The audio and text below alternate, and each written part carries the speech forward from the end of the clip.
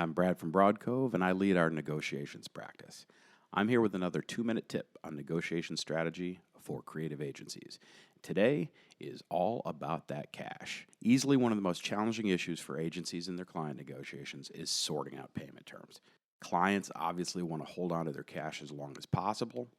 Agencies often need their clients' cash in order to fund the work they're doing on the client's behalf.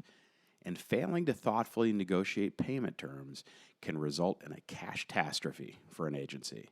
They can find themselves unable to meet payment demands to keep the work on pace. So the sometimes multi-million-dollar question is, how do we bridge that gap? Here's a little dose of optimism.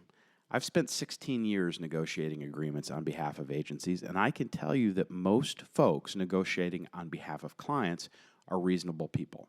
And reasonable people understand that agencies, which are often smaller and have less access to capital than their clients, should not be playing bank for their clients. But negotiating the payment terms takes a little more finesse than saying, we don't want to be your bank, or the client says net 90, the agency says net 30, and everybody agrees to just meet in the middle.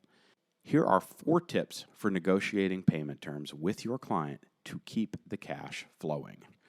Number 1, when developing your project budget, think not just about the what, but the when, and come up with a cash flow projection. Number 2, with that projection in mind, develop a thoughtful payment schedule that structures client payments so that you are cash neutral. Number 3, have conversations about cash flow and its importance to the work during budget discussions, so that you and your client are on the same page before the deal moves to their procurement, finance, or legal teams.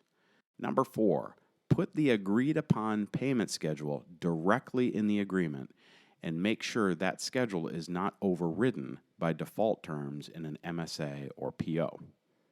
Thanks. Have an amazing day. Cha-ching.